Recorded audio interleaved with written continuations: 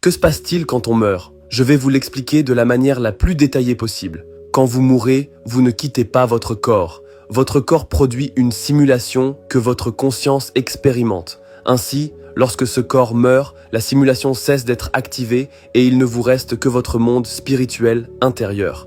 Vous avez un corps physique externe et un monde interne de pensées et d'émotions. Ce qui est interne, ce que vous ne voyez pas, est éternel. L'univers est mental, tout existe dans l'esprit. Chaque objet physique que vous voyez autour de vous était d'abord une pensée manifestée dans la réalité. Lorsque vous êtes dépouillé de votre réalité physique, il ne vous reste que le plan de l'imagination. Les pensées ne sont que des pensées, mais les corps des pensées, c'est l'imagination. Par exemple, penser à une chaise est une pensée, mais dès que vous imaginez la chaise, cette imagination devient le corps de la pensée de la chaise.